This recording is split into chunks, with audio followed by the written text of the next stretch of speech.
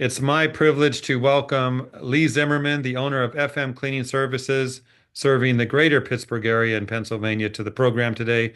Lee, welcome. Thank you very much. Appreciate the invite. Yeah. Lee and I go back a couple years. Lee, do you remember where we met? No, it's been too long. We're going to talk. Probably the only thing I can think of is possibly UCCI meeting Okay. at convention. You're wrong, but we'll fix that in a minute. Okay. Okay. At least as far as my faulty memory works, I think it was a different occasion, but let's get into your company. So introduce yourself, your company, and share a little bit of history of FM Cleaning Services. My name's Lee Zimmerman. Uh, Been in the industry for 48 years now. Um, FM cleaning has been in existence for 41 years. Um, I purchased FM from a friend of mine 7 years ago. Uh, I had retired and doing some consulting work, then um, bought FM cleaning and got back into it full time. Here's where we're going to talk about where we met. You were once the president of an organization. What was that organization? IICRC? That's right. So when I first got my job with CleanFax in 2003, I think that's when you were president, Yeah, or yeah. just, So yeah. I came to a board meeting and met you there at that time. So it was a meeting at the IICRC. Do you remember now, Lee? Yes, I do. I I was do. so green. I didn't know what to do. But you were very kind and welcoming, and you ran a great board of directors meeting. I remember sitting there watching that. I don't do that too much anymore, but I remember those days well. Yeah, thank you. Thank Yeah. you for the compliment. It was like herding cats sometimes. We had 27 board members at that time. I saw the hurting happen, and good for you for getting that done. And so many good presidents over the years, but I remember that one because you were the first one I got to work with. So you're unique in that way. Has I think also you've done some other things that are kind of cool besides what we're going to talk about, the cleaning industry. Didn't you run a theater at one time? Yeah, I actually ran a drive-in movie theater and an indoor movie theater I owned. And were you doing cleaning then too? Yes, Okay. All yes. right. Workaholic. So Lee is a workaholic. That's on tape. We know that's a fact. But Lee, talk about your entrepreneurial spirit because I've heard people say that to become a business owner in the cleaning industry, you have to be kind of a renegade. You have to be kind of doing your own thing, a maverick. Maybe that's you, Lee, but talk about that. What drove you to do this to where you're at today? Well, everything that I've always ever done, I've tried to be the best at. And every job that I ever had, I ended up becoming the boss by the time, over within a year to 2 years time, I became the boss of it. And finally just said, why am I doing this for somebody else? I need to do it for myself. And actually, when I was working for my uncle as a carpet cleaner, um, one of my customers actually came to me and said, you need to be on your own. You need to get away from your uncle. And I, within a few months, I became his competitor. So talk about that from the early days when you got into business to now. How has growth been over the years? Well, we've grown from, you know, a infancy of one truck. Now we run three trucks with a fourth one as a support truck, um, and stay fairly busy now. Um, the as far as uh, busy every day, you know, we got trucks out every day working, Mhm. so make it a living. That's right. I remember I taught a class at Jim Pemberton's place. Pemberton's there in McKeesport, Pennsylvania. I believe one of your techs was in the class. Not sure what his name is or if he's still with you. But I remember you stopped in that day. It was great to catch up, but I could tell you were busy. You had stuff to do. Yeah, yeah, that was Scott actually. Scott's still with me. Good. So yeah, he's been here about 4 or 5 years now. He's actually my lead tech now. I So think he did pretty good in class. I think he passed the test. yeah, he did. He passed fairly high. He was I think he did a 92. So Yeah. pretty good. I mean, I would say it was his teacher, but that's probably a stretch. Could Probably his be, boss. never know. Hey, Yeah. I'll take credits for that.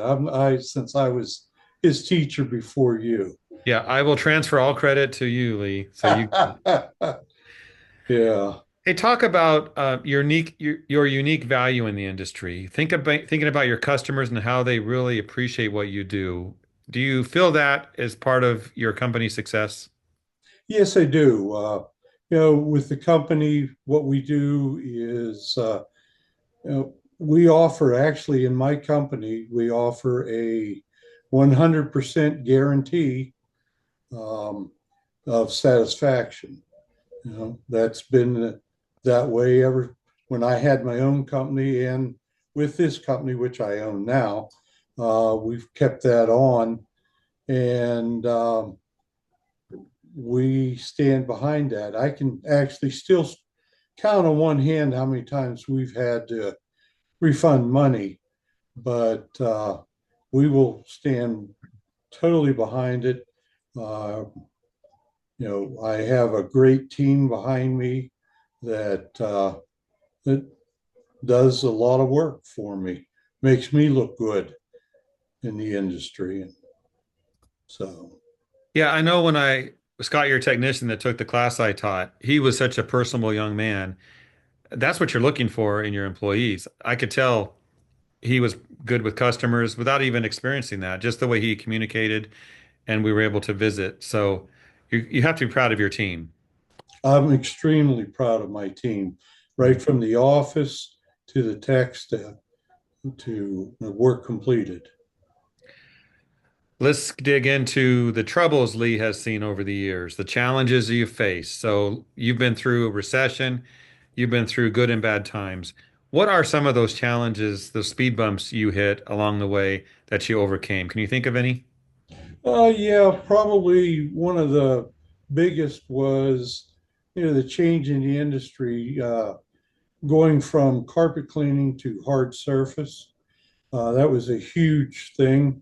We added to it, got training, uh, bought the proper equipment, and we still run on ongoing training.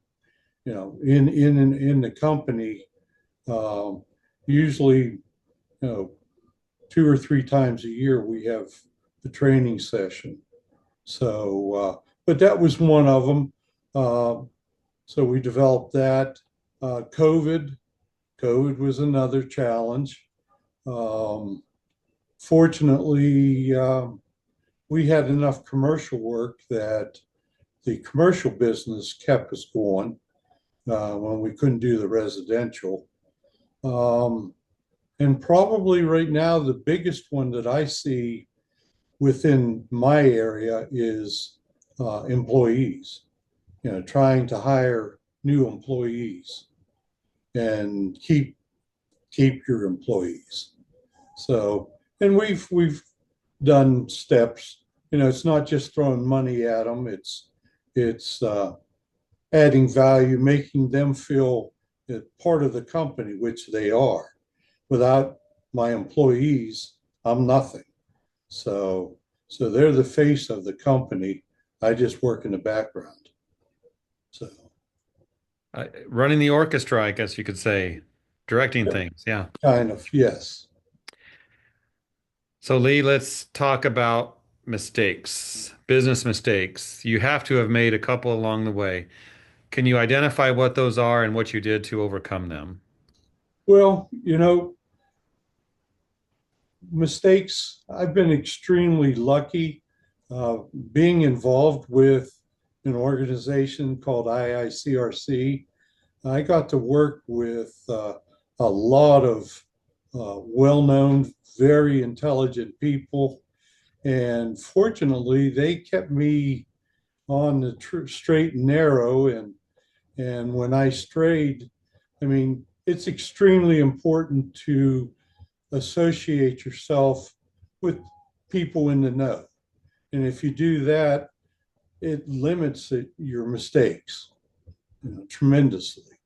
So I've been fortunate that I've had a couple stubbed toes, but nothing of any major consequence. Well, if you want to name drop, that's fine. Well, it was people, very early on. Right in my backyard, I have Lee Pemberton and Jim Pemberton, and they took me under their arm. I mean, I've known Jim since he was 19, so uh, That's a whole nother episode. yeah, yeah, definitely. And people like Jeff Bishop and uh, Larry Cooper, a lot of people that instructed me along the way.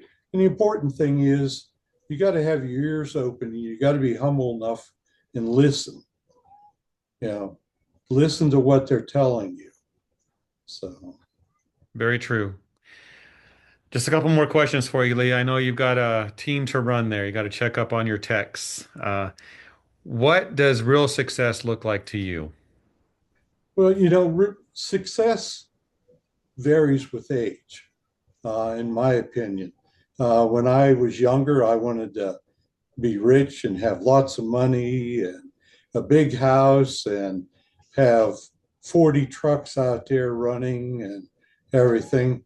But as I've matured, I've realized that, it's more important to have the respect of the people around you, of your community, and, have a good reputation. To me, that's success. I always said I would like to live comfortable. I don't need to be rich. Good philosophy. Let's close, Lee, with you just offering some advice. If you were able to mentor a young entrepreneur starting out in business, or maybe one that's struggling, what are some thoughts you would share with them to succeed? Well, one of the things I would say is associate yourself with, your supposed competitors. Um, there's plenty of carpet, there's plenty of floors out there. You're never going to be able to clean them all. And if you can make friends with your competitors, that's huge. Um, you know, half the pie is better than none when you are small and you're struggling. Two companies get together and work a big job. That's fantastic. Um, you can also, within my own company, we're big enough that we do pretty good, but we also work with our competitors, and we do, if they have a problem, we're more than happy to come in and help them fix it. It keeps the industry better. It keeps the black eyes out of there. And another thing is to associate yourself with a networking group in your area, because business is business, and to associate yourself with many businesses in the area, not only will you pick up work, but you'll pick up tips. You know, business is the same no matter what, whether it's a lawyer, whether it's a um, possibly a furnace guy, or uh, you know bug a bug terminator, anything like that. But business is business, and if you associate with it, you'll learn. You'll learn where they made mistakes and stay away from it, and where their successes are, and you can apply it to your own business. So those were probably a couple of the most important things that I would do and have done. Mhm. Good advice, Lee. Appreciate that. Well, thank you for your time today.